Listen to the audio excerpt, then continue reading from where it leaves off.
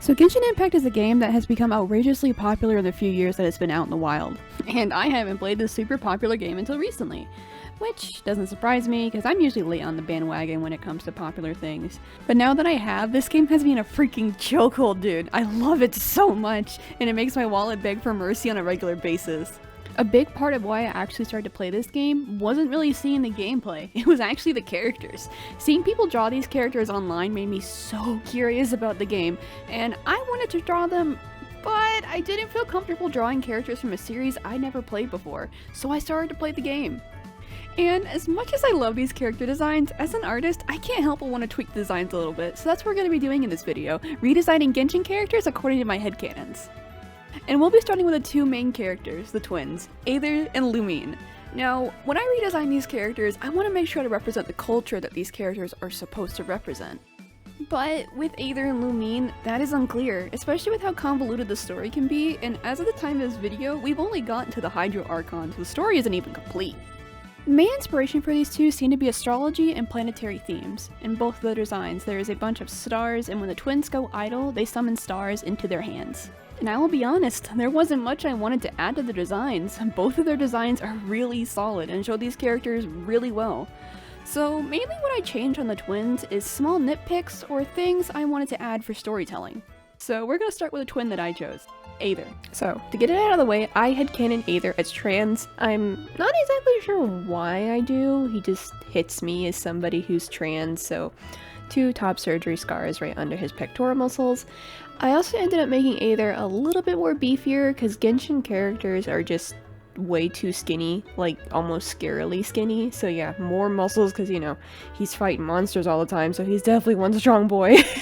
Also, I imagine since Aether and Lumine aren't human, spoilers to the main story quest I guess, since they're not human, I imagine them to have a like enhanced healing ability to where like they don't scar very easily, so like the only scars on Aether's body are the top surgery scars because that was a major surgery to remove a organ in his body. When it comes to his clothes, I ended up removing almost all the little sharp pointy bits that would poke into him while sword fighting, because just seeing that design element on characters like irks me for some reason, especially when they're like fighters or something and they're like physically fighting, not like guns or magic or whatever.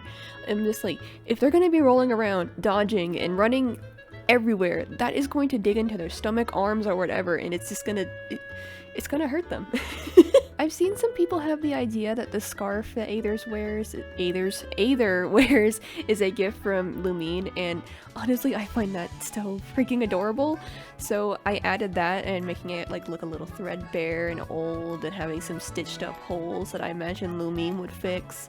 But Aether, after like they got separated, would still get holes in it, but he wouldn't know how to repair it, so they're just staying there. So like the stitched up parts are from before they got separated and the holes are from after they got separated. And since I thought the scarf idea was like really cute, I added a couple more like little flowers that I imagine were gifts from Lumine, like the one in his hair or the one on the end of his scarf.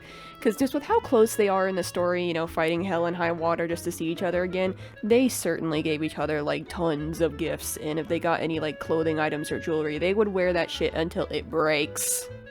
When it comes to personality, I feel like Aether is actually the more outgoing twin. I've seen like some arguing online whether or not who's more outgoing and who's not, but after seeing like the hangout event art with Kea where he's like grabbing the top of his hand being like, come on, let's go, that just gave me the like excitable bean vibes. So he's not super excitable bean, but he is happy bean, I guess, or like sociable.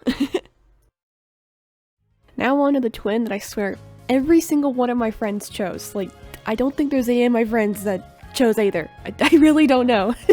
Now, because I don't play Lumine, I don't have as many headcanons for her, and I honestly prefer Aether to Lumine.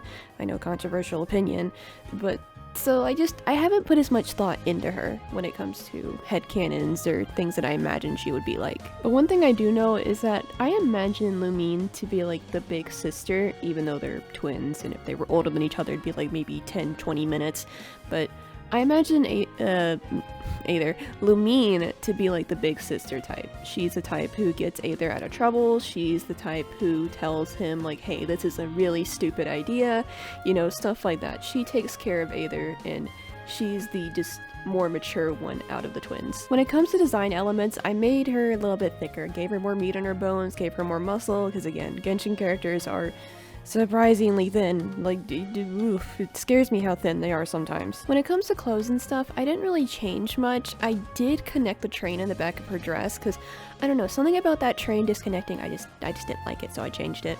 I added some like small detail, like different detail changes to her dress. I ended up changing like her little neck thing. I don't know what it is. It looks like a cape. I changed it to a scarf because I wanted her to have a matching element with Aether that wasn't just like, you know, a couple of feathers or something like that. I wanted them to both have scarves because I thought that would be like really cute. And one last bit I'm going to add before the time lapse ends is I wanted to make her boots a little bit more different, but I was having so much trouble like with the design elements and figuring out what I wanted to do, so they're only slightly different from the original, having the shooting star zipper detail thing. Overall, I'm really happy with how these designs turned out. I definitely feel like Aether has more put into him than Lumine, but that makes sense since I picked Aether at the beginning of the game. And I really enjoyed challenging myself to try to do like some design storytelling, like putting small details of like Lumine's flowers and stuff like that, or Lumine having brown feathers from Aether. And when it comes to these designs, feel free to tell me what you would have added or changed in the comments. I am definitely very curious to see what people have in mind for these characters. I do plan to make some more videos exploring my headcanons, so keep a lookout for those, because I know some of them I'm gonna go absolutely bonkers with, because some Genshin characters my mind just went freaking crazy for.